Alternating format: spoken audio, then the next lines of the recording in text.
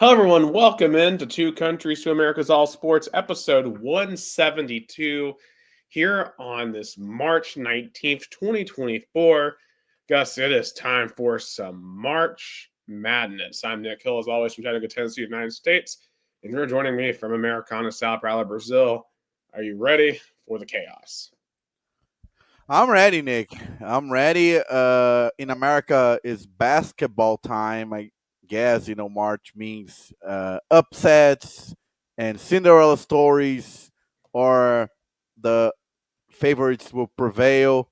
Definitely gonna dive into all the matchups. And here in Brazil, it's playoff time, at least for my beloved Rio Branco, which is getting ready for the quarterfinals. Game one on Saturday. Absolutely. So there's playoffs all over the place. And I know for Rio Branco, they've got a journey in front of them. But I figure, kind of like what we've done in the past, let's make a podcast bracket for both the men and the women, because it's the best way, I think, for us to kind of talk about the matchups that will be coming up. Of course, right now we do have a game that is ongoing here. Texas is up by 11 right now on Xavier. It's 39-28, now 41-28. The Longhorns currently taking care of business so far. They are one of 14 SEC teams in the field. They're the last SEC team in the field. So, so definitely a lot on the line here for the SEC in this tournament. And there's been a lot of discussion about that. Maybe that's the first place we should start. Is did the SEC get too much of the benefit of the doubt here? Because obviously, as Tennessee guys, right, like we think very highly of the SEC, and this has been by far the best basketball conference in the country this year. This is the best basketball we've ever seen in the SEC, but 14 of 16 teams is insane. But I mean, honestly, when you look at the non-con record that the SEC had this year, I think the SEC earned this bid.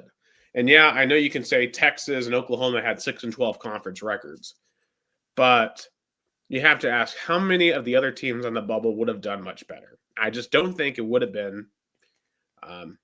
You would have seen like Indiana or West Virginia or any of these other teams do any better.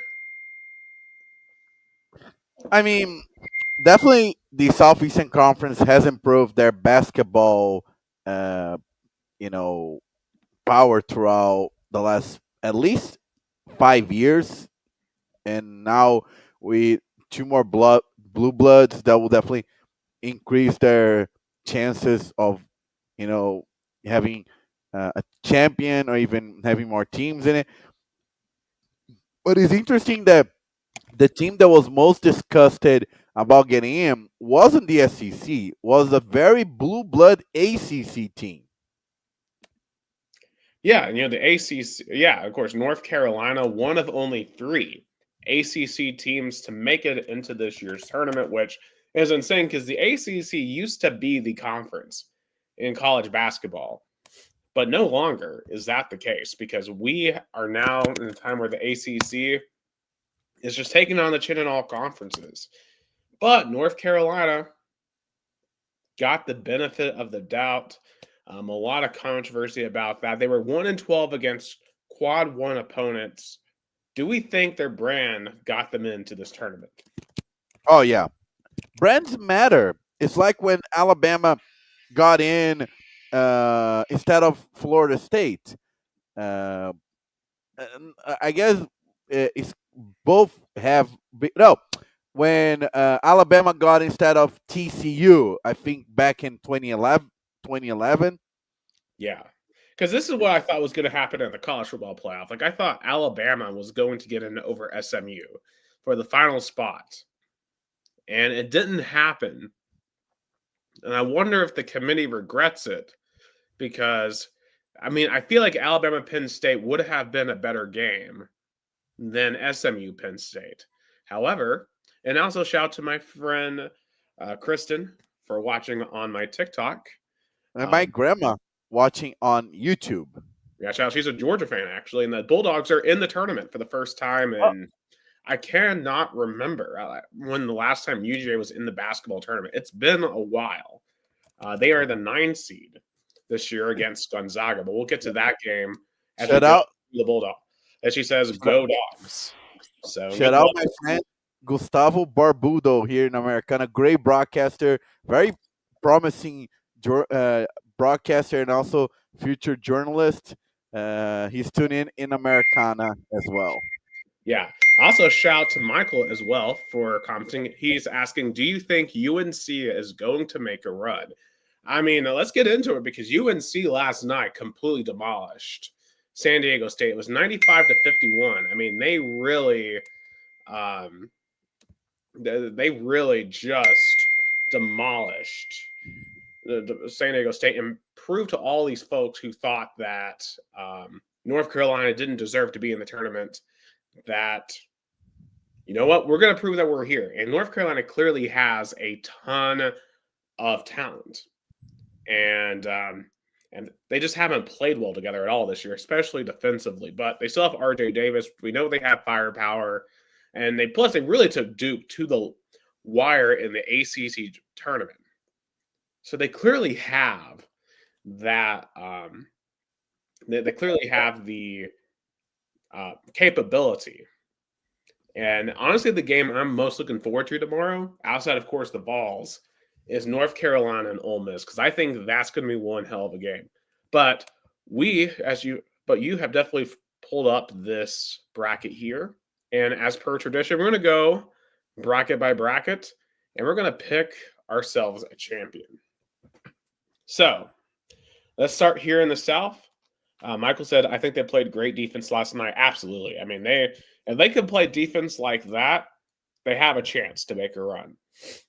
And we've seen teams in that first four, in that 11 seed range, make a run before. I mean, last year, NC State, they struggled the entire year, but as an 11 seed, they went all the way to the Final Four. BCU, as an 11 seed, went all the way to the Final Four. Loyola Chicago, to my chagrin, went all the way to the Final Four as an 11 seed back in 2018. So it's not impossible at all. Anyway, so I know on TikTok you can't see the brackets, so I'll kind of call out what games we're picking here. But we're starting in the South region. The first game here is Auburn versus Alabama State. Any chance of an upset here? Because I mean, I know Auburn's been struggling heading into this tournament. They've lost 3 of 4. And I think there's a lot of doubt on Auburn heading into those tournaments. Tennessee beat them on Saturday, and they really, I think, beat them at their own game in terms of outfit with the physicality. We got into Janai Broom's head. He missed a couple of free throws down the stretch. But as Michael said, I agree. I mean, Auburn, I think, is going to win this one pretty easily. Yeah, I agree with Michael. I think, no doubt, I don't see the Tigers having any issues, even though, I mean, can we consider that a low key rivalry, or is just Alabama State doesn't count for Auburn? No, Alabama State doesn't count. Also, Kristen says, let's talk local. Chattanooga FC just won their first round of the U.S. Lamar Open Cup. Nice. Yes, they defeated Corpus Christi tonight. Nice. Opening Congrats. round. So CFC plays the Sad Puppies next, which AKA is the Chattanooga Red Wolves. No way. Dude, no way. No way. No way. When is that game? I have to go to that game. I was gonna say to you, Nicholas Hill. I've got to. I don't know if they've actually played before. As far as I know, I don't think they've actually played. Man, I mean, let's pause for a second about March Madness. But congratulations into making the second round for Chattanooga FC, because I know how their fans are so passionate. Who is your friend who was watching? Kristen.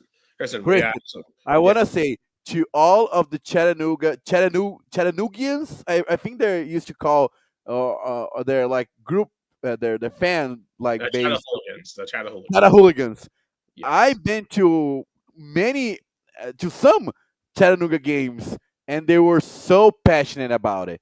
And I mean, that matchup against the Red Wolves, I mean, it's gonna be insane. Yeah, well, I can say as someone who has covered events at both, definitely Chattanooga FC has much more passionate fans, I would say, than the Red Wolves. But it's going to be a very interesting game. I'm curious if it's going to be at Finley or if it's going to be over in East Ridge. So yeah, but I'm definitely going to have to go to that. That's going to be a heck of a matchup whenever that occurs because it's going to be at Finley. Awesome, because there's a lot more seats at Finley than there is at Chi Memorial Stadium over over in East Ridge. So that is going to be one heck of a game. Thanks for telling me that because that's a game I'm going to have to look towards going to. And while I'm on the subject, we're talking about Chattanooga games. Before we really dive more into the NCAA tournament, I also want to shout out the Chattanooga Mocs as well. They had an epic win last night against MTSU in the NIT. It was 109 to 103 in triple overtime. And I know the NIT, right? It gets a lot of crap these days. And frankly, they kind of had a really unfortunate incident the other day where they had told South Alabama that they would be able to be in the tournament, but they had to rescind that invitation because one of the other teams decided to be in the tournament. Because what's happened is for all the teams that don't make the NCAA tournament, they can either opt out of any other postseason tournaments, take the NIT offer, or they can shun the NIT and take on this brand new tournament that's being hosted by Fox called the College Basketball Crown. And a lot of the big names like Nebraska and Villanova are doing the Crown because the winner of that tournament gets, I think, $5 million, which is a lot more than you get for winning the NIT. So a lot of big schools are just flipping the bird to the NIT and are going to that. So honestly, for the Mocs, I think it gives them a much better shot of actually like winning the NIT. And for the Vols, like or an SEC team going to the NIT is embarrassing. Like you don't want to go to the NIT because that shows that it was a failed season for the Vols. But for the Mocs, like this is an opportunity. Like this is a great chance for them to like actually go far and do really well in a national tournament because like the Mocs aren't going to win the NCAA tournament. I mean, yeah, they could win a game or two, and that would be bigger than winning the NIT if you can get an upset. But still, to actually win postseason hardware, the NIT is where Chattanooga could do that. And Dayton defeated Florida Atlantic tonight, and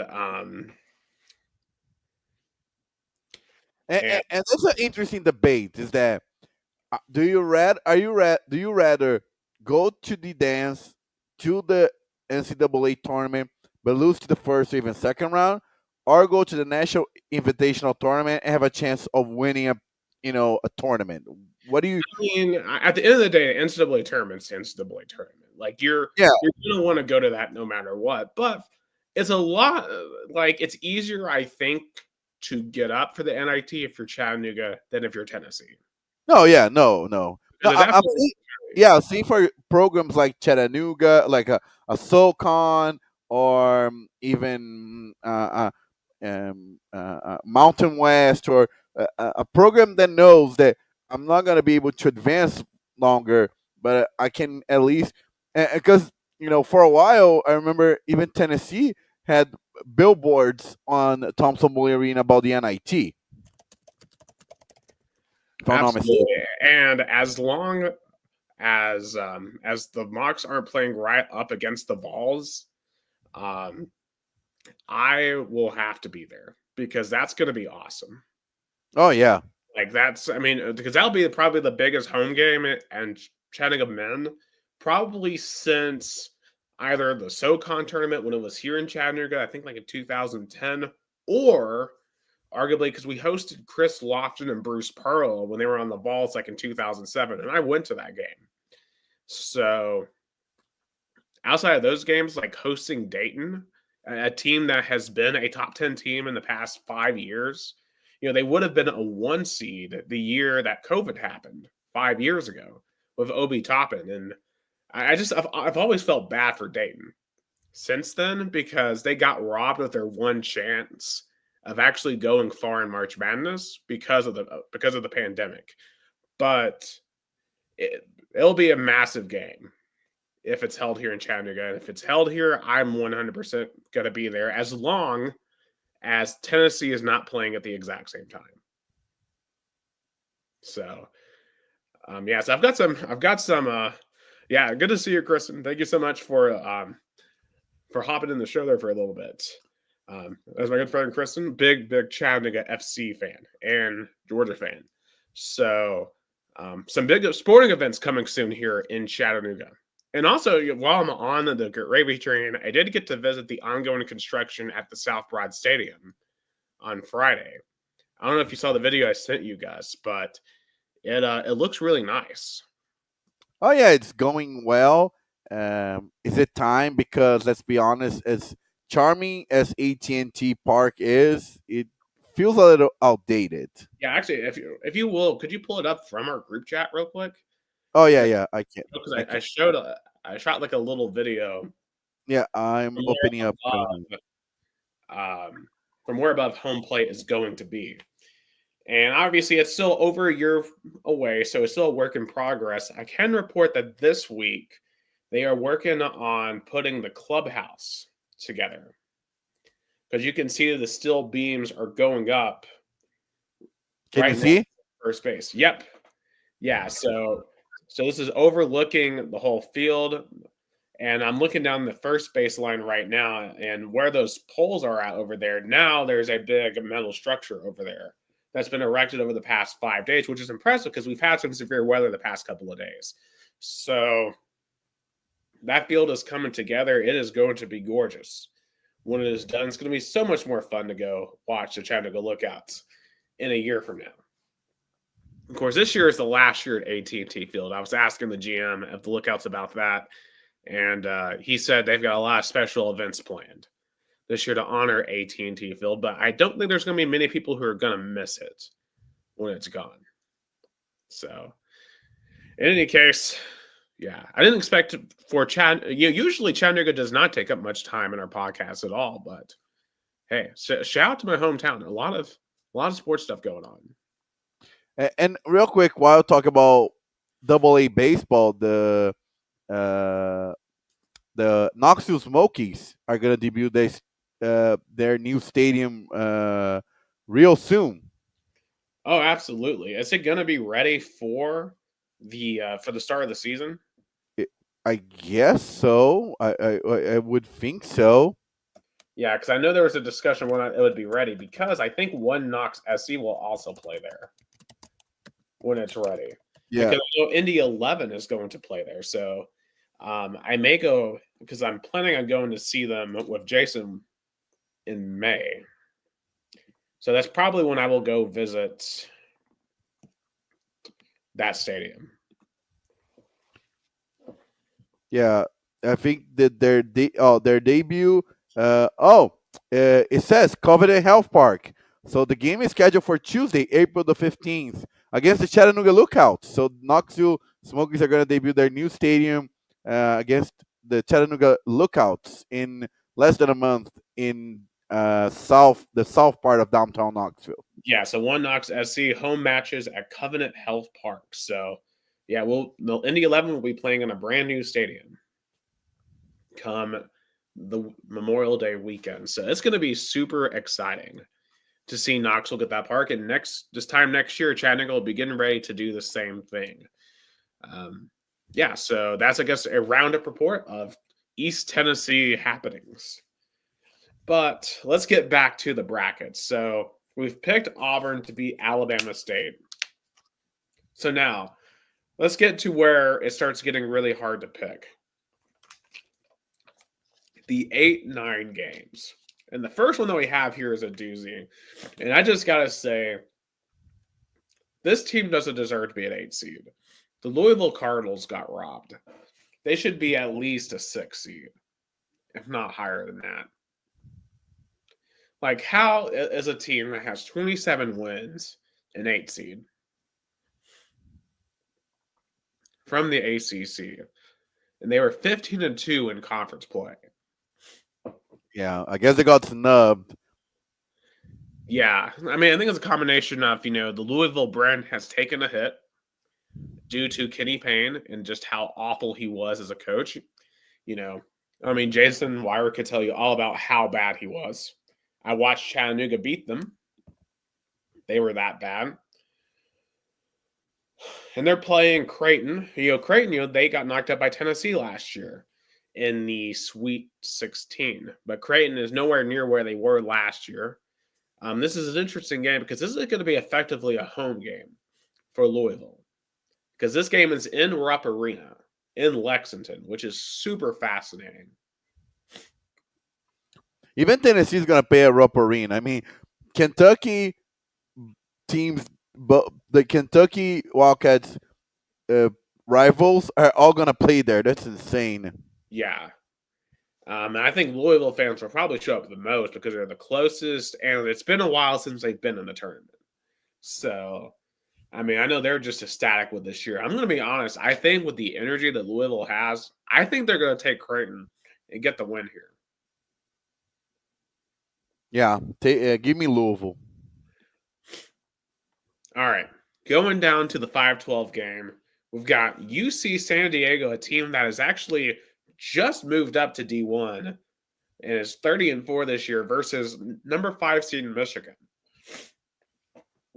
And they have kind of had a rebuild under Dusty May. And they made the Big Ten championship game. So what do we think here? Could there be a chance of an upset? Yeah, no, give me the Wolverines. All right, we're gonna take Michigan. I would agree with that. I mean, UC San Diego is really good. Michael says he thinks Michigan's size will win them that game. And I trust Dusty May as well. I mean, this guy took FAU to the Final Four. I mean, this has been a trendy upset pick, but I don't know. I just trust Michigan. Now, we have number 4 Texas A&M versus number 13 Yale. And Yale upset Auburn last year in the first round of the NCAA tournament. Could Yale do it again? Michael is picking Yale. I'm picking Yale too. I'm going to pick Yale as well. Let's go. Yale is going to do it again, back to back. And for Texas A&M, they've got a good team, but they are prone to mistakes. So I like Yale to pull off this upset. Now here we go. UNC versus Ole Miss.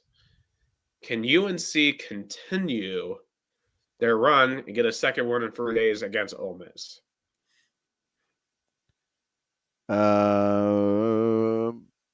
Give me North Carolina. I'm going to agree here. Ole Miss has been really good this year, but I think UNC, that just looks like a team that has been given a second wind of life that they probably didn't deserve, and they're going to take it as far as they possibly can. I like UNC. We have a Tennessee team here, Lipscomb, the 14 seed, taking on number 3 Iowa State. It's worth noting that Iowa State made the Elite Eight last year, got absolutely smashed by UConn. But hey, Iowa State, very, very good program under TJ Olsberger. What do we think here? I don't see a chance for the Nashville school, even though it would be a great story. But give me the Cyclones. Yeah, and I will say Iowa State has fallen victim before. I believe it was UAB that took them out a couple of years ago, but I do like Iowa State. This is a hard one to pick right here. New Mexico versus Marquette. Shaka Smart has a reputation of not performing well in the tournament, but New Mexico as well is one of those teams that always seems to be in there, but never does anything in the tournament. But I think they can advance at least the first round. Give me Marquette. See, Michaels has New Mexico. Oh. So at the end of the day, I don't know. Do I trust Shaka Smart less or do I trust New Mexico less? And at the end of the day, I'm just going to trust Marquette here because you can't trust the Mountain West, in my view. Look at San Diego State last night getting totally ran off the court. I think Marquette's going to win here. All right. Michigan State, the 2 seed, versus Bryant from Smithfield, Rhode Island. Representing the NEC, this is the same conference that FDU and UMBC of upset fame came from. Could Bryant join them? No, I don't see. I mean, it's Tom Izzo we're talking about. Yeah, give me Michigan State. Yeah, Michael agrees. He's going to MSU. All right. So that is the South. We're going to the West. We've got Florida coming off a dominant SEC tournament. Tennessee gave them everything they had on Sunday, but it wasn't enough. Taking Norfolk State on, and I just want to say this: Norfolk State did give Tennessee a bit of a hard time earlier this year. I remember watching this game, and we only beat them by like 15 points. So Norfolk State is not terrible. But at the same time, Florida just looks so complete. They look like the best team in the country right now because, like, I didn't even think Tennessee played bad on Sunday. I thought Tennessee played really well, but Florida was just so good on Sunday. And if they can keep that up, it's going to be hard for anyone to beat them. Oh yeah, I think no. The Gators are what I call peaked on the right time. They're peaking on the right time. Give me the Gators. Yeah. Now, the one bad thing here for Florida is they're being paired with Connecticut. So we got 8 seed UConn versus 9 seed Oklahoma. I'm going to be honest here. I think Oklahoma is overseeded. I think they're ahead of some teams that they honestly probably shouldn't be ahead of. I know they have some good wins in non-con that kind of get them to this point. But I feel like, I'm going to be honest, I just think UConn's a lot better. Michael agrees. He's got UConn winning. Give me UConn. Yeah. Dan Hurley, he knows what he's doing in March. And that's going to be a heck of a matchup when we come back to it, Florida and UConn. All right. This is one also I'm excited for. Number 5, Memphis versus the 12 seed Colorado State. Colorado State just won the Mountain West Championship. Memphis won the AAC. I'm going to be honest, though. I'm just not impressed with Memphis. Like, Memphis has some good non-con wins, yes. But if we look at them in conference play, they just, I just felt like they give up a ton of points. They don't seem to be the most undisciplined team. Tanner, my friend Tanner, he says, give me Iguodala. I'm going to be honest here. I like Colorado State to take out Memphis. I'll go Kenny Pickett. I'll go Penny Hardaway. Give me Memphis. All right, so who your TikTok has? Let them be the. So we're split. Colorado State. All right, who do we go here? Colorado State or Memphis? I think we have a vote for Colorado State. So let's go Colorado State. Okay. TikTok will be our tiebreaker. No, we're gonna go Memphis. Actually. Oh man. So we have a split. So let's just go higher seed in the case of a split. So we'll go Memphis. Tanner says that Memphis has the most electric player in the dance, PJ Haggerty. And PJ Haggerty is a very good player. I'm not going to take anything away from him. But you listen to some Memphis talking heads, and they act like he's the best player in the country. Would he be averaging 25, 30 points a game in the SEC? I don't know. And Memphis has a deep run here. I'll have to put some respect on their name. But they're going to have to prove it to me. All right, down here, I think this is also going to be a good game here. The 4-13 Maryland versus Grand Canyon. Grand Canyon took Alabama to the wire last year in the first round. Can they do the same thing to the Terrapins? No, give me Maryland. I really think it's going to be a really good game. Michael's got GCU, but Tanner's going to go with the Crab 5 of Maryland. I'm going to agree. Give me the Crab 5 of the Terrapins. Really interesting game here. We've got number 6 Missouri. A Missouri team, 2 years ago, they were really good in year 1 under Dennis Gates, made the second round. Last year, fell off the map of the worst team in the SEC, but they're back this year and really, really good, the 6th seed, versus an 11 seed Drake team who won the Missouri Valley. And you have a team in Missouri that goes really, really fast and a team in Drake that goes really, really slow. Michael is going with Drake. Guess who are you going with here? I'm going Drake. Tanner says he loves the Drake kid. So I'll be honest, I really believe in Missouri, but I think everyone else is taking Drake. So we're gonna go with the rapper school. Maybe it'll be finally a win for Drake this year. Well, just if you know, you know. All right. We in the free 14, we have Texas Tech versus UNC Wilmington. Do we see an upset here? No, give me Texas Tech. So got Texas Tech. Tanner says the spreadophile, which I believe it's referring to Texas Tech. So we're gonna go with Texas Tech. All right, we have Kansas in the 7 seed versus Arkansas in the 10 seed. Coach Cal's first NCAA tournament at Arkansas. Of course, we all know his struggles over the past decade at Kentucky in the NCAA tournament. Can he start turning it around though in Arkansas? But first of all, that's the best coaching matchup. Bill Self against Coach Calipari. I mean, can't get any better than that.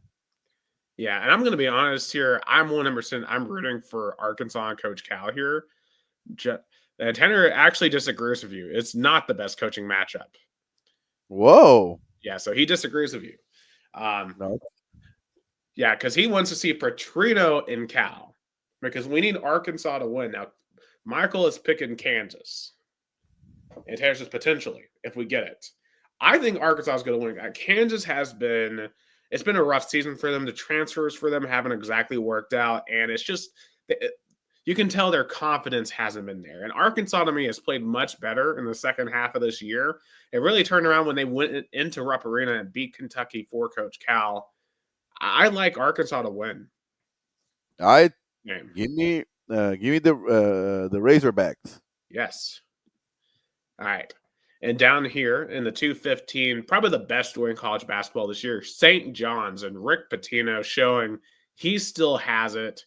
He's running Manhattan now. He's got large crowds in MSG again for the Red Storm, taking on Omaha. Can St. John's to get this one? Michael St. John's easy. Give me St. John's. I mean, what a redemption story of Rick Pitino that and Colin Cowherd said something that it's so funny now how a lot of coaches that were put it in disgrace because of the unfair and diabolical rules of the NCAA tournament, especially in terms of paid recruitment and things that were illegal because of a archaic concept. They're now more legal than ever. So coaches that kind of did well in the scenario, but were put into some sort of a blacklist because of the archaic NCAA rules are now thriving. I feel like. Well, yeah, I mean, just look at Will Wade today. Will Wade just got hired by North Carolina State today. Tanner just brought the same thing about Will Wade. He's back. And man, LSU fans have got to be beside themselves. Their basketball team is the worst of the SEC. And now they just watched their former coach, who actually had them playing really, really well for several years. He's now going to the ACC. Just brutal if you're LSU, the way that worked out. Because I think, was one of the coaches that gave Rick Barnes a trouble in the SEC. Yeah. I remember those matchups were tough. Yeah, we struggled to beat Will Wade. So, yeah, but for Rick Pitino, this is good. If this happens, Arkansas St. John's, that would be spicy. But we'll come back to that. All right, in the East, we have the 1 seed Duke. The big question here, how healthy will Cooper Flagg be in this tournament? I don't think it'll really matter in this first game against Mount St. Mary's, who just won tonight. Michael says Duke. I'm going to say Duke. Any dissension? Yeah, give me Duke. Yeah. All right. So the 8-9 game here, we got Mississippi State taking on Baylor. Now, I'll say this. Tennessee has played both of these teams. Tennessee just demolished Baylor in the Bahamas in that championship match back in November, and Baylor has been very inconsistent just the entire season. But I'll say the same for Miss State. Miss State has not impressed me one time I've watched them in SEC play. And I know they've obviously won enough to get an 8 seed. It feels like, yeah, and Tanner's, I agree. Like, Miss State cannot win big games. And for that reason, I just think with Scott Drew, he's had tournament success in the past. He's won the national championship 4 years ago. I feel like Baylor's going to find a way to get this win. Yeah, give me Baylor. Yeah, I can't trust Miss State. I mean, I wouldn't mind if Miss State found a way to get this win, but I just don't see it happening. An interesting 12-5 game here, probably against the most culturally divergent places that you could find here. Find me two different areas than Eugene, Oregon versus Liberty and Lynchburg, Virginia. I don't think you can find me two campuses further. Maybe if this was Cal Berkeley versus Liberty. So opposites in terms of a lot of concepts, but that's why we love about sports, because the only thing that you kind of unites them are sports, because otherwise they're so different. Yeah. But I mean, Oregon, Donna Altman, I mean, they usually have sneaky good runs in the NCAA tournament. Liberty, of course, they're emerging. They're one of those teams that is going to have a chance. I think this will be a close game, but I just trust Oregon here to get it done. Yeah, give me Yeah. Oregon. And Michael says Oregon as well. All right. Down to Arizona in the 4 seed versus the 13 seed Akron Zips. Arizona is very talented. They're probably one of the more talented teams in the tournament. Of course, they have Caleb Love, Tobe Awaka, formerly of Tennessee, but they're very inconsistent. And Tommy Lloyd has had a history of underperforming in the NCAA tournament. And Akron's a team that's been here. And they ran the MAC this year. I think this will be a game that will go down to the wire. And Tanner says that they have similar styles of play. Arizona has better talent. And I mean, look, I would love for Akron to win this game. I just don't see it happening. I think Arizona's going to take it. Yeah, give me Arizona. Yeah. But it would be funny if Akron won. All right, 6-11. I think this will be a really good game. BYU versus VCU. BYU, run and gun, they shoot a ton of frees. VCU, there are questions on whether or not they could get an at-large bid if they lost the A10, but they didn't. So I guess we'll never know the answer to that question. But who do we think wins this acronym game here? And I want to point out, too, that VCU, in the past when they've been an 11 seed, has made the Final Four. Give me BYU. And Tanner says VCU. Man, I really do like BYU a lot, though. BYU has been a very entertaining team to watch. Big Bill goes with VCU. So the chat's going VCU here. So I don't know. I think we're gonna have to go with VCU. All right. Down here in the 14 free here, we've got Wisconsin coming off the Big Ten Tourney Championship versus 14 seed Montana. I've watched Montana this year. They played in Knoxville. And that's a talented team. They gave us a ton of fits. And Wisconsin last year had a first round upset loss to James Madison. So I feel like they're going to be super motivated in this particular tournament. I think the Badgers are going to take care of business here. Yeah. No, actually, I'm gonna go with the Grizzlies. Give me Montana. Ooh, you're going Montana. I'm going Montana. I mean, my uncle's alma mater. Yeah. Well, I think everyone else here is going Wisconsin, but hey, that would be an awesome upset. But I can't see Wisconsin dropping 2 straight first round games. Tanner says this is not your daddy's Wisconsin. I have them going deep. Of course, they went to, I think, back-to-back national championships with Frank Kaminsky back in the, because remember, they upset the undefeated Kentucky team. They were like 38-0, and they took them out in the semifinals. So Wisconsin has had basketball success. They just haven't had a national championship. That's the one thing that eludes them. All right, 7-10. This one's going to be interesting. St. Mary's, slow defensive style from the West Coast Conference, taking on the 10 seed Vanderbilt Commodores, who are back in the NCAA tournament for the first time in, I think, like a decade under Mark Brimton. Of course, Vandy, I mean, they've been a fun, exciting team to watch and a really annoying team for Tennessee. I mean, we split the series with them. I think Vanderbilt, to me, has been underranked this entire year. And I just really think that Vandy is going to show that they have a lot more talent than that 10 seed. I think Vandy is going to pull off a win here. The Big Bill is taking St. Mary's. Michael says he's heard higher on Vandy. What do you think? Yeah, I'm gonna go with Vandy. Yeah, I think we're going to go with Vandy on this one. And they'll take on either number 2 Alabama or number 15 Robert Morris. So, Give me definitely the Crimson Tide.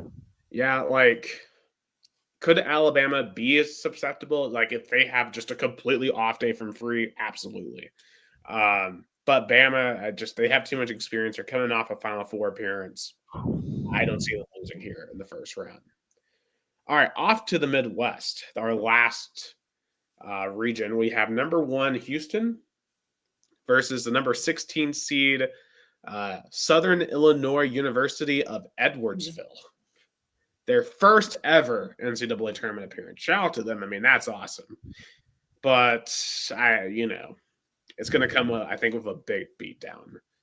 Yeah, definitely. Give me Houston. Yeah, and I'm going to say we have a good game shaping up here in the second half in Xavier versus Texas. The Longhorns lead 52-47 with 16 minutes to go. The Big Bill on TikTok says, "I'm from Edwardsville, but Houston by 50."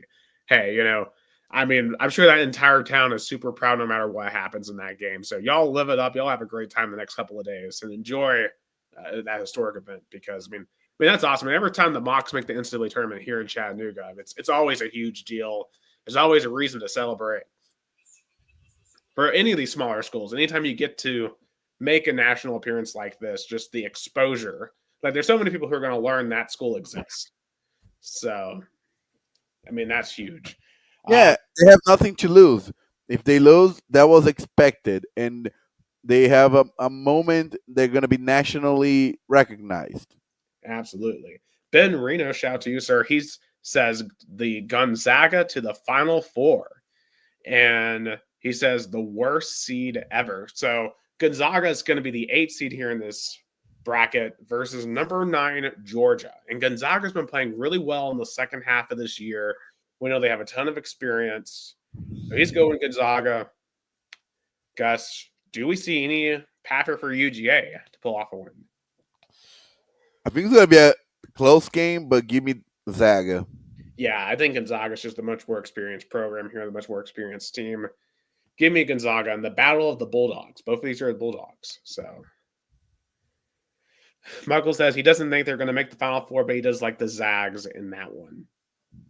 All right, to the 5-12, we got Clemson, the 5 seed, versus Will Wade and McNeese State, the 12 seed. Of course, Will Wade will be on his way to Raleigh after this tournament run. But hey, one last ride with McNeese State, the Cowboys. Can Will Wade get himself an upset win out the door?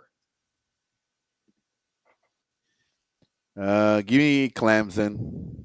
Well, but the Big Bill, he's going McNeese. I'm going to be honest here.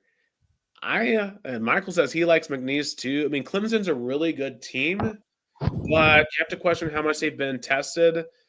Ben is going Clemson. It's not close. They were the only ACC team too to beat Duke, so you have to keep that in mind. And Clemson went to the Elite Eight last year. They've proven they are not a joke for basketball program. They're a pretty solid basketball program at this point. I just have a feeling about McNeese here. I like the Cowboys to get it done. So we're gonna go with the upset. All right, Purdue, the 4 seed, versus number 13 High Point from North Carolina. What do we think here? Purdue obviously doesn't have Zach Edey anymore. They're nowhere near as good as they were last year. But you know, before the Zach Edey era, and even with Zach Edey, Purdue over the years has been susceptible to numerous upsets. And the chat's going in for High Point here. Both Michael and Big Bill are going for High Point in this. Give me High Point. Well, I mean, I would pick Purdue personally. Ben says Purdue plays great. Bad loss to Illinois before Big Ten tourney. Doesn't look great. Well, Illinois, I think, is a pretty good team. But everyone seems to be on High Point. So we're going to go High Point. And look at that Sweet 16 match, our second round matchup, McNeese versus High Point. That would be a wild game. All right, so Texas versus Xavier are still playing. Who do we think is going to win the rest of this? Texas is up by, I believe, 5 right now. Do we think the Longhorns hold on? Yeah, the Longhorns take care of business. Okay, so Texas versus Illinois. Of course, Illinois has been a solid team all year. Tennessee beat them on the buzzer in Champaign. What do we think here? Texas, Illinois. Michael has Texas. The Big Bill has Texas as well. And I have Texas too. Yeah, Ben says Illinois is the streakiest team ever. Oh, absolutely. I mean, there's times where they look like a top 10 team this year. I know at one point they were a top 10 net team. I believe when the Vols beat them back in December. He says, but Brad the dad never fails. Brad Underwood. I like Illinois too, but I feel like everyone else is on Texas here, so we're going to go with Texas. All right. The number 3 seed here, Kentucky, not in Lexington. Everyone else seems to be, though, versus the number 14 Troy Trojans. We think, can Kentucky avoid another upset under a new coach in Mark Pope? Yeah. Yeah, I think they can. Yeah, Michael goes with Kentucky here. I mean, Troy's a really good team, but I just think Kentucky, and even though they are kind of injured, I just think that, and Ben has Troy here, so I'm going to go with Kentucky, though. I just can't see them getting upset again. I mean, could you imagine Kentucky fans? They go through a coaching change, and they still get upset because last year was Oakland. It'd be so bad if it were Troy this time. Okay. Down to the last part of the bracket, we have UCLA, the 7 seed, versus number 10, Utah State. I think it's going to be also even matchup, but give me UCLA. Yeah, once again, it's one of those deals where I just don't trust the Mountain West very much. Michael goes with Utah State. Ben Reno likes UCLA. Big Bill likes Utah State. So you like UCLA.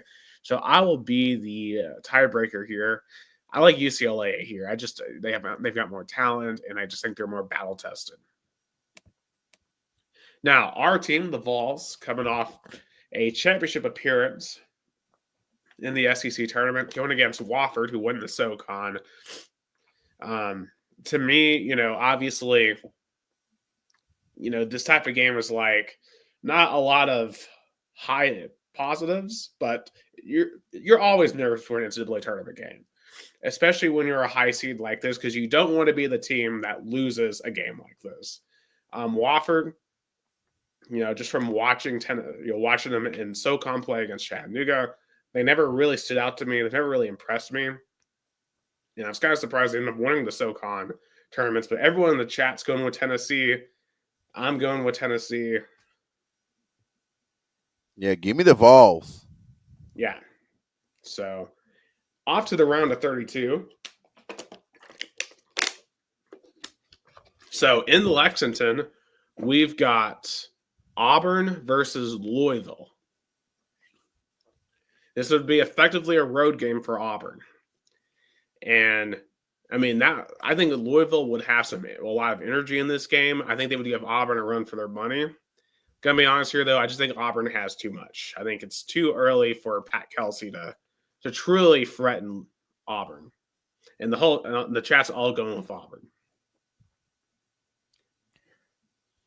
Give me the. It's gonna be really close, but Auburn. Yeah, I think Auburn gets out of Lexington to go to the Sweet 16. All right, will they play Michigan or Yale? This feels like a high-end college football game from 1900 because Yale used to be a college football power back in the day.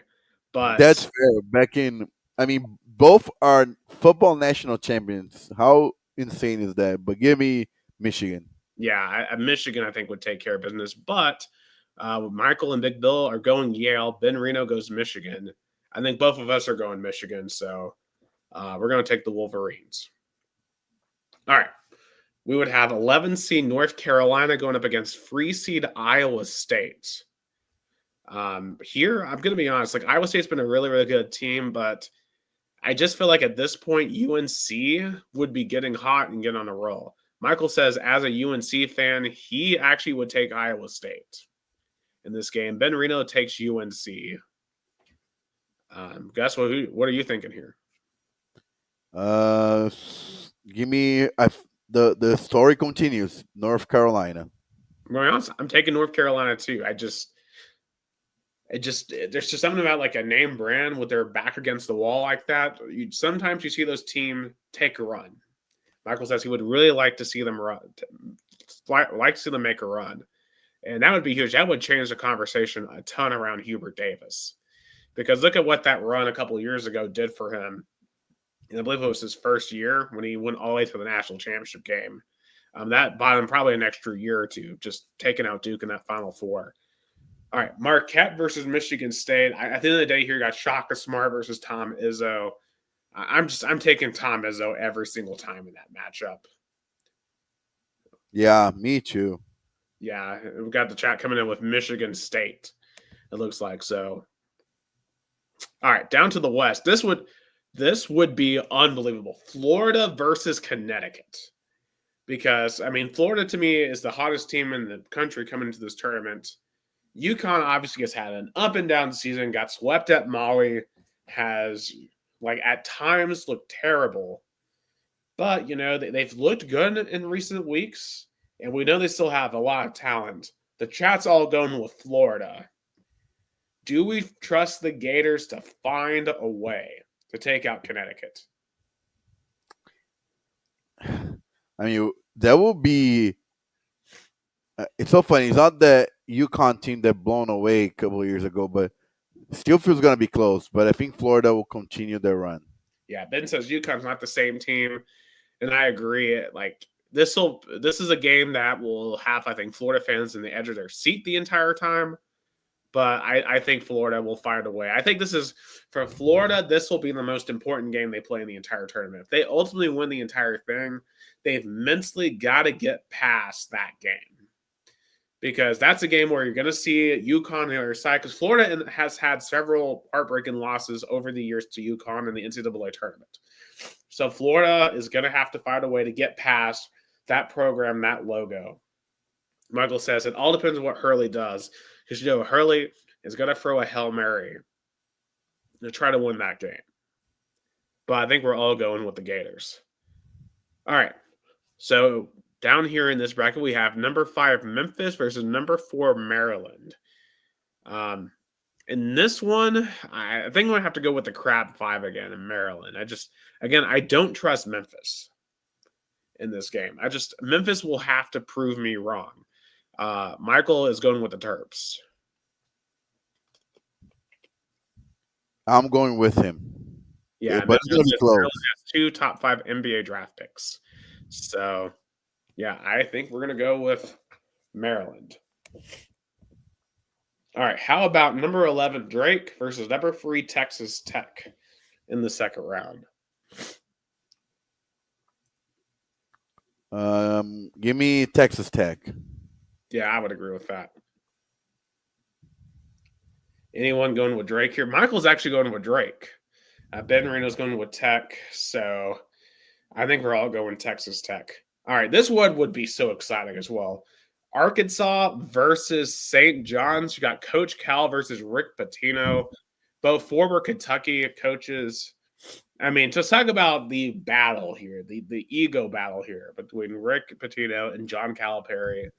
I mean, how big would this game be for both? I mean, first of all, what a path for Rick Pitino. Even though being a 2 seed, facing you know uh, Bill Self, no, facing Coach Cal facing Bill Self, and then Rick And then Pitino. facing Rick Pitino.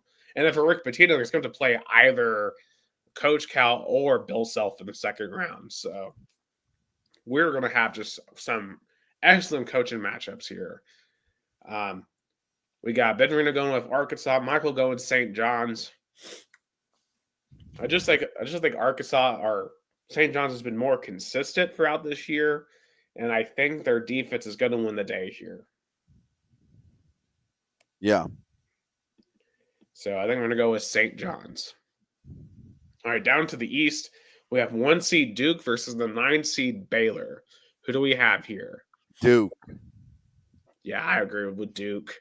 Um, it's just not close. Okay, Oregon versus Arizona.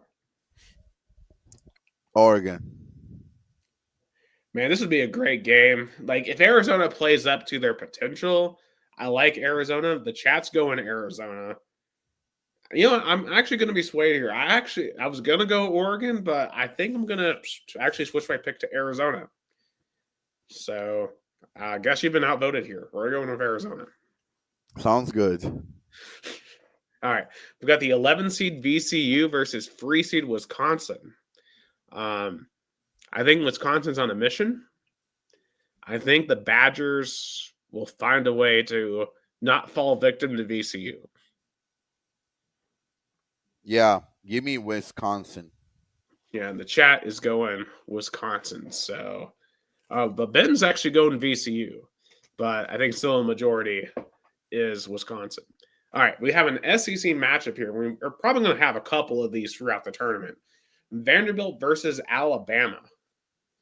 Imagine that Vanderbilt already ruined Alabama in football. Imagine ruining basketball too.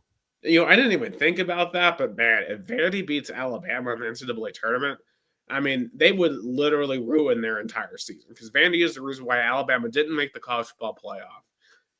And man, if they're the reason why they don't go further in the NCAA tournament, yeah, Michael's going with Alabama. And at the end of the day, here, as much as I respect what Vandy has done, Bama has too good of a defense, says Ben. I agree. I'm going to go with Alabama. Give me as much as I love to see Bama fans sad. I'll go with the Crimson Tide. Yeah. The Midwest. What are we thinking about Houston and Gonzaga? Houston. I don't know. I mean, this is for me. If you're Houston, this is one where you're going to have to, like with Florida versus UConn. I think Houston has to find a way to get past this game exactly with just the neighborhood of Gonzaga. But I do think Houston's a better team. I don't know though. This feels like where Gonzaga could have the upset, and the chat is split, and we're split. So I'm going to go with the higher seed here in Houston. I agree. So we got McNeese versus High Point in this 12 versus 13. I probably would go with McNeese here. Whoa! So the Rick Pitino continues his run. Yeah, we'll wait. We'll wait. We'll wait. Sorry. Ben is going with High Point though. So we're both going with McNeese. So we'll go with McNeese. All right. Texas versus Kentucky, another SEC game.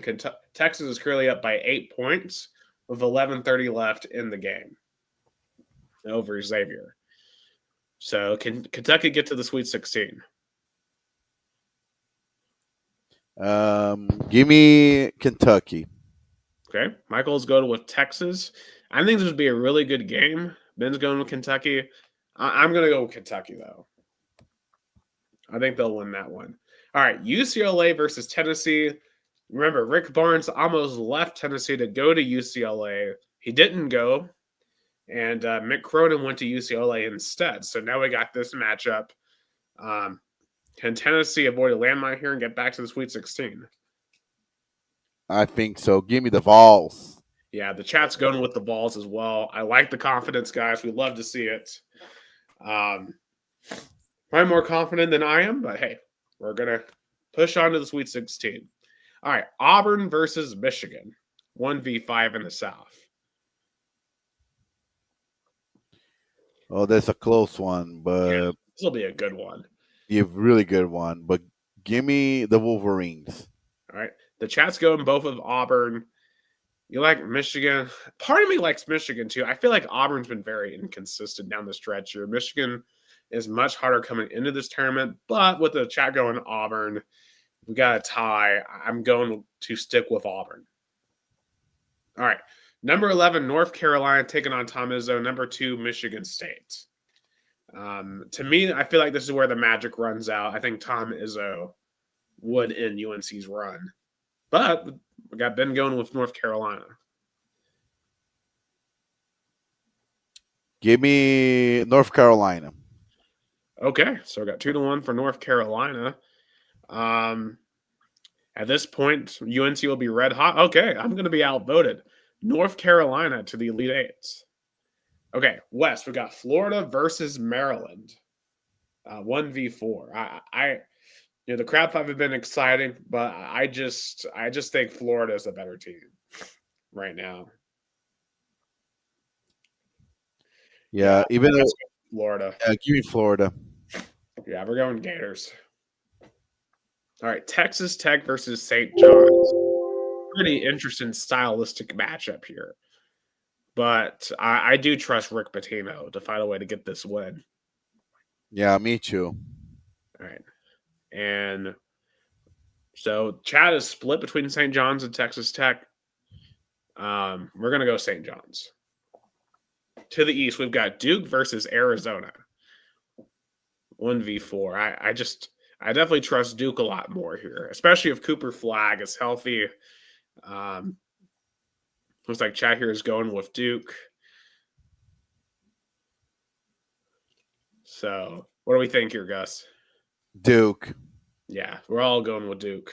Okay, Wisconsin versus Alabama. This would be a heck of a game. I think this would be way better basketball game than it was a football game. Yeah, for sure. Yeah.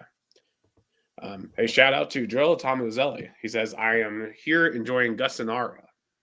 Oh, nice. And he's watching on LinkedIn. Oh, he's watching on LinkedIn tonight. I put it on LinkedIn because I'm testing some broadcasts everywhere. We're from TikTok to LinkedIn, all points in between. Yeah.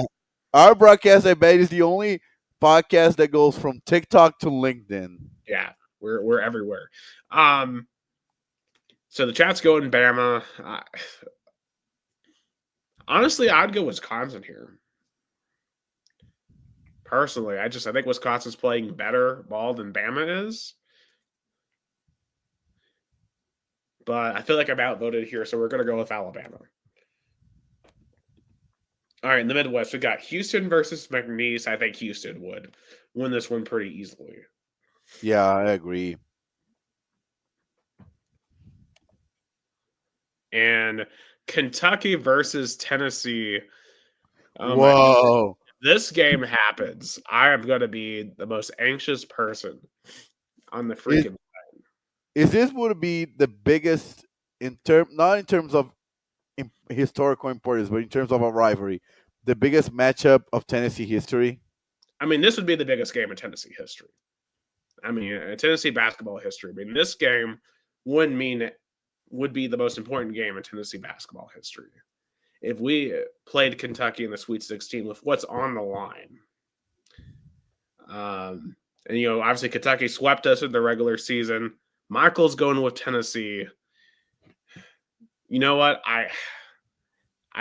They're still injured. Ben says neither of this game starts the border war of 2025. I mean that's probably that's a likely outcome. Um, God, you know what though? I believe that we can find a way to finally contain their 3-point shooters. That's what killed us the first two times we played. And I just think, Ben is going with Tennessee. I I gotta go with my boys, man. I gotta go with the Vols. Uh, give me the Vols all day. It's gonna be so historical. Going with the Vols, man. God, if help me if that happens. All right. So we've got Auburn and North Carolina. First spot for a Final Four.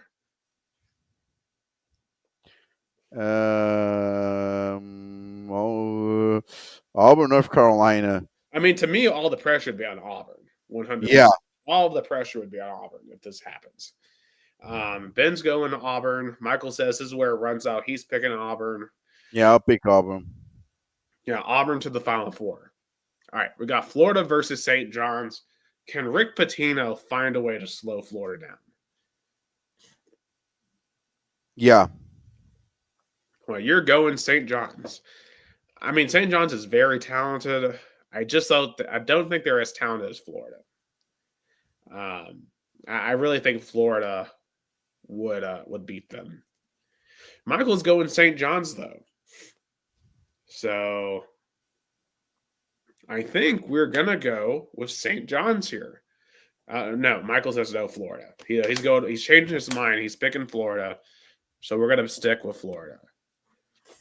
Okay, we've got Duke versus Alabama, and also I just noticed all four of these Elite Eight games would have an SEC team, which would be such a testament to how far the SEC has come. Michael's going with Duke versus Alabama. I would agree. I think Duke's a better team. I think Duke would take Alabama. yeah, I agree. Give me Bama. All right. And Houston versus Tennessee. And if this happens, of course, as we all know, Tennessee has never made the Final Four ever. Whoa, this would be. I mean, what a run facing Kentucky and then. Kentucky and UCLA, and then Houston. Michael's going Tennessee. Man, because you obviously last year we came up a game short against Purdue. The only time we made it, we lost to Michigan State back in 2010. I'm going to be honest here, though. I think it's time. I think we find a way to beat Houston and make the Final Four. I think we do it. Yeah, me too. All right. So you'd have 3 1 seeds and 1 2 seed in Tennessee. So 4 of the top 5 overall seeds in the tournament. So the first Final Four semifinal is Auburn and Florida. Who do we have here? What a matchup. I mean, incredible. Now, Florida went to Auburn and beat them in Auburn. And Sakai is going to have a big game. Or Zaki. Florida. He's going with Florida to beat Auburn. I think Sakai, to beat Houston, absolutely. All right, Duke versus Tennessee. And, hey, I want Tennessee to win the national championship. I'm not going to hide that.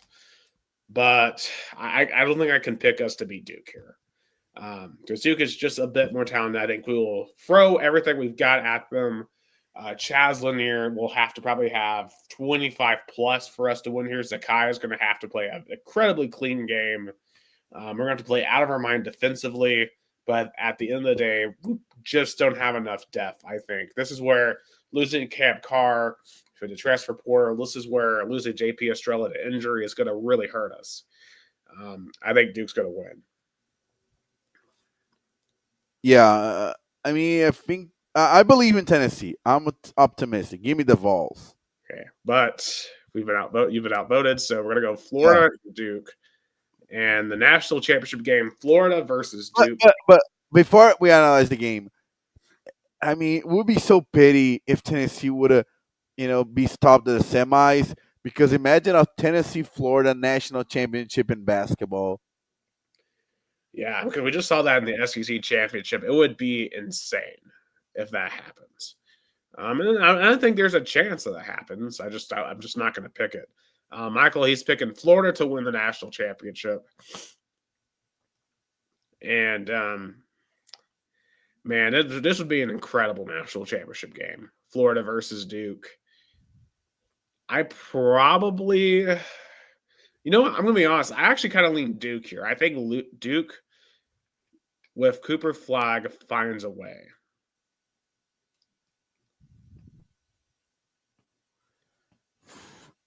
Uh, So you're the deciding vote here, Gus. Duke. it's a big responsibility. Give me Duke. Duke back on top. All right. Well, we are going to go with Duke to win the national championship. I don't know. Let's say like 150 for the total points.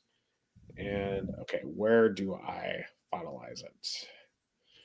Yeah, so that is our bracket. We are picking Duke. We're going to submit that.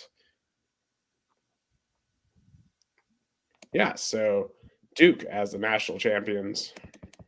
The two countries, two Americas bracket. So yeah, so that is the men's bracket. I was going to suggest, was going to also take a look at the women's bracket, but I don't want to take that much time looking at that either. But I do just want to briefly bring up the Lady Vols. They're the 5 seed taking on South Florida at Ohio State. What, in your mind, is the reason? Is the how far do the Lady Vols need to go for Kim Caldwell's first year to be a success? All right, Making I'm out. Have a good one. Hey, thanks so much for joining us, Michael. Really enjoyed having you pick along with us while we were going through the March Madness tournament. And good luck to North Carolina and the rest of the tournament. But Gus, how far do you think the Lady Vols need to go through this season to be a success? Sweet 16. Yeah, I think that's going to be tough. Like they can do it potentially to get past. They would have to beat Ohio State on the road, but that's going to be a really hard ask. So I think they go sweet. I think second round is my expectation for them. In terms of a national championship in the women, I mean, I'm going to go South Carolina until I'm proven otherwise. But UCLA, USC, those two are really, really good. I would love to see USC win it with Juju Watkins. But, we saw with Caitlin Clark that just because you have the best player doesn't necessarily mean you're going to win it all in women's college basketball. So it'll be interesting if Juju Watkins can do what Caitlin Clark couldn't do. Which be the dominant player in the championship team. Yeah. So far, the last 2 years, it was the best team overall found a way to beat the best player. And obviously, Juju Watkins, I don't think is as good as Caitlin Clark, but I mean, she's still really, really good. Joel says you guys are very flexible with 2 thumbs up watching us still on LinkedIn. Okay, so that's college basketball. Let's quickly go through just some other topics. Baseballs, they are now number 1 in the country, positive, but they lost to ETSU last night. Lost their first game of the season, and that was after sweeping Florida this past week. Is it a big deal to lose a midweek game? Because, I don't really think it is. If you saw the Twitter comment, No. LSU And ETSU always gave trouble to Tennessee on those midweek matchups, especially during SEC series. Yeah, I don't think it's that big of a deal. Tennessee, I think, clearly deserves to be number 1 at this point in the season. Now, they've got a tough series starting tomorrow night at Alabama. So we'll see what they do there, their first road series of the year. But I think they have a very good shot of winning most series that they play. So I think they will continue to play very well. While we're on baseball, too, the MLB season has officially started. They started in Tokyo. I didn't get to see either one of those games because they're super early, but I know the Dodgers, I believe, won both games over the Cubs. Yeah. I mean, what I feel about it is because I don't understand the MLB because it takes so much pride into opening day, opening week, and make a celebratory event out of this, and I like it. But now it took all the fun of it because it's opening day, but not really because the season started overseas. I like doing the Tokyo series, but I wouldn't do it after the opening week. Yeah, I also want to say too, Xavier, Texas has gotten really close. It's 74-70 Longhorns. With 6 minutes left to go in the game. So the Musketeers are trying to make this a competitive game. So that's going to be a great finish. 74-72 now with 5:45 remaining.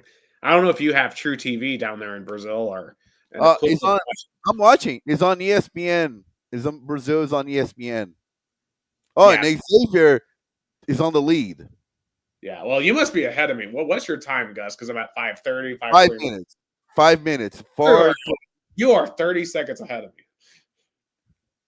How does this happen every single time? I know, right? And I'm watching on streaming. I'm not watching on channel. I know that's insane. That literally Brazilian streaming is that much better. And I just saw Xavier take the lead. Man, this is an insane choke job by Texas. And Gus Fring look like Rodney Terry. What? Do I look like what? Gustavo Fring from Breaking Bad. Have you I ever seen that show? I heard about this show and there's some sketchy characters, but thanks Yeah. for the. Well, I'm talking about the Texas coach. Oh, Yeah, no, I'm not saying you look like that, but Gus Fring, like right oh, I just heard good. for Oh, Texas. okay. Yeah, no, I'm not calling you that. No, Gus Fring is a very very bad character. Yeah, well, he's a okay. I mean, he's a bad person in Breaking Bad, but he's a fantastically written character in Breaking Bad. But anyway, um, yeah. So there's some panic around the fan base about us losing a 5-star wide receiver, Trista Keys to LSU.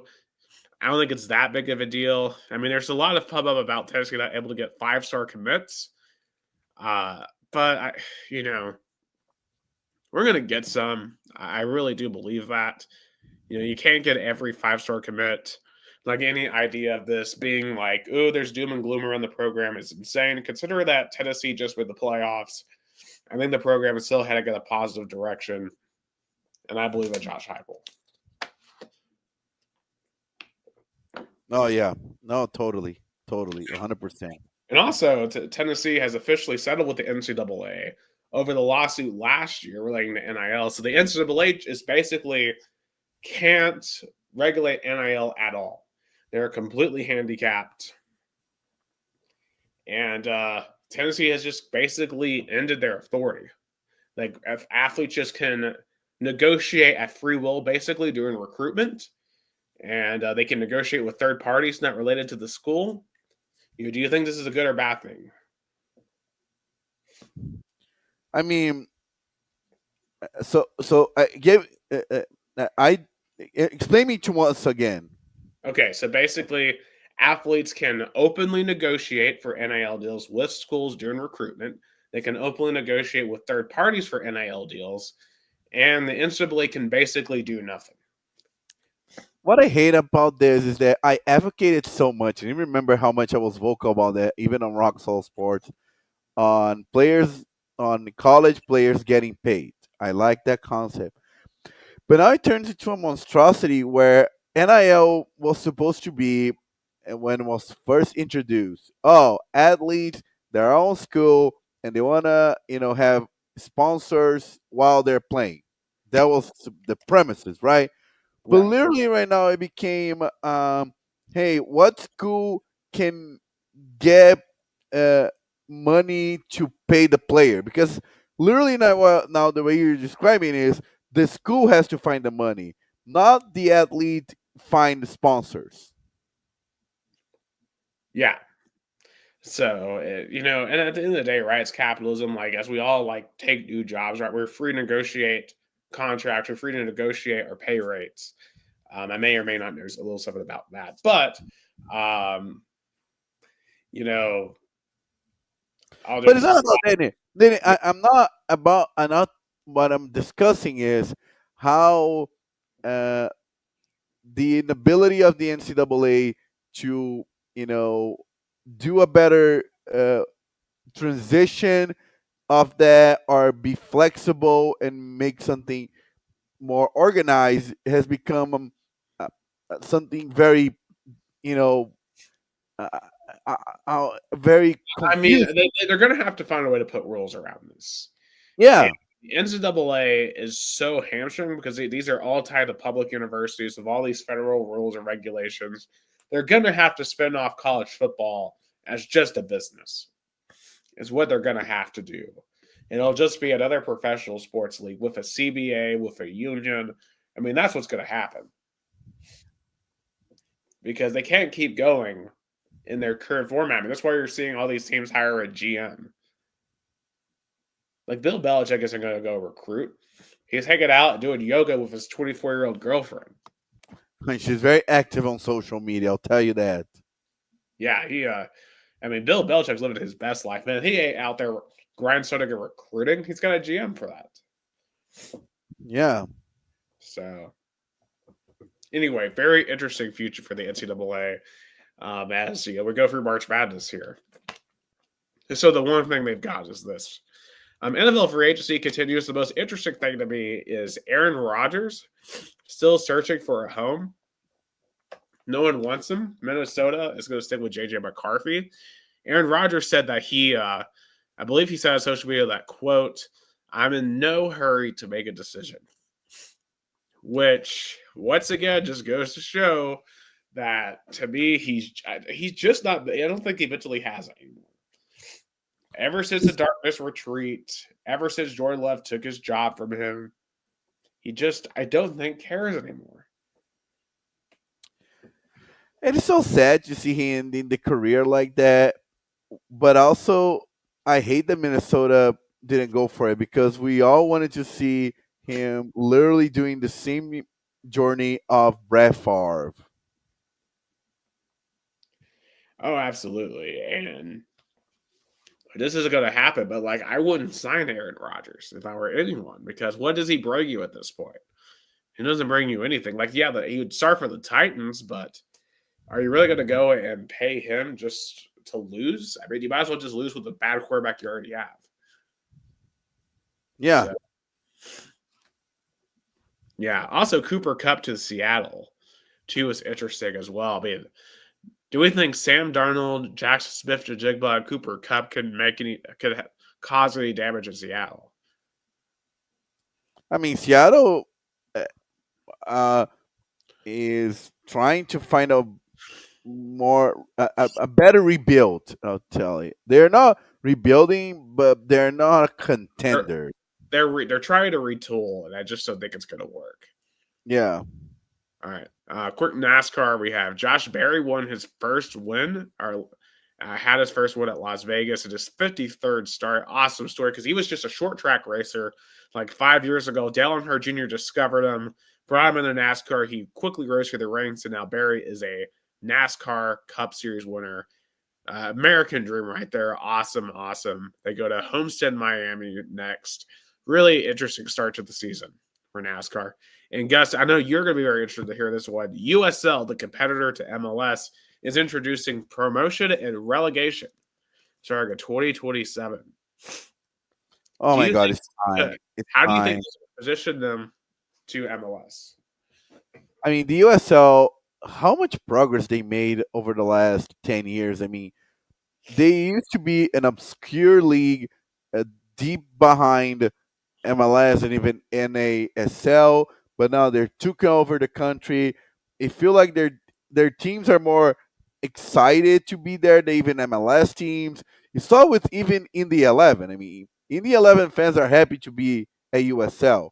So the league is expanding in a more healthy way, and it seems they're more connected to like the what is played in soccer around the world than MLS. MLS, they wanted to be an American league in soccer, but it can't run a sport where all over the world plays one way, and the United States plays another way. You can get away with football, baseball, and you used to in basketball, not really anymore, but in football, but in soccer, you can't just Americanize it. And I think USL is moving towards in a more international way to play, which is having promotion and relegation, which is done all over the world. Here in Brazil, we have promotion and relegation in state leagues and in the Brazilian Championship League. So no, I mean the USL is really making the moves. Yeah. Also, just want to shout out to Kayak. They're asking, can I fill out the bracket for you? You actually missed us earlier filling out an entire bracket. But I will tell you that we picked Duke as a champion. We had them meeting Florida in the national championship game with, I believe it was Tennessee and Auburn were the other two Final Four picks. Probably the more weird picks we had were McNeese State in the Sweet 16, North Carolina to the Elite Eight, were some of our more out there picks. But it's back on what we were talking about here, Gus. I also want to mention Xavier is up by a point with 109 left in regulation. So this first four game is absolutely electric in Dayton. But back on USL, yeah, I mean, gives real stakes. Like, you can't just suck like in MLS. You expect everything to be fine. And also for mid-tier clubs like the Chattanooga Red Wolves. Like, imagine them getting up to the top level of USL. That would be really, really cool. And it's going to give me much more of a reason to pay attention to a team like Chattanooga Red Wolves or One Knox XC because those teams can move up. Relegation fights are the best. I mean, it gives. I mean, I mean, from Premier League to Brazilian state championships, because without it, I know that at the end, your goal should be winning the championship.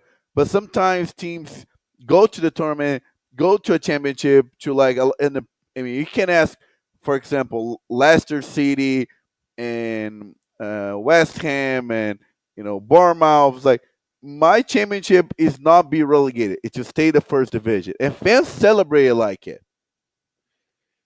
Yeah, I mean that's staying because being relegated is just so devastating, right? And So really devastating. American sports fans don't really have a concept of. So I'm glad it's being brought here. I think it'll do wonders for American soccer. It's now a 3-point game, Xavier. I think before we go into Brazil, guys, that's kind of just call the end of the Xavier Texas, at least regulation. So it's 53 seconds left. Texas pulls up for a jumper and they miss the shot. So now Xavier has the ball. 45 seconds remaining. Uh, Let's see how Texas. So don't spoil it, Gus. We got 39 seconds remaining here. Xavier with the ball. The shot clock running out. We're now approaching 30 seconds remaining here. Let's see what Xavier does. Do they try to go to the hole? Xavier, they're going to pass it back over. Number 32 misses a shot by the offensive rebound. How do you let that happen if you're the Longhorns? I mean, just no boxing out at all. They're not going to take a timeout. What's Rodney Terry doing? Like, call a timeout, man. And Texas is going to miss the shot, but I think they called the foul with 10 and a half seconds remaining. But, wow, that was just poorly played by Texas on both ends because they needed to block out. They didn't do that. And then they wasted so much time on the offensive end.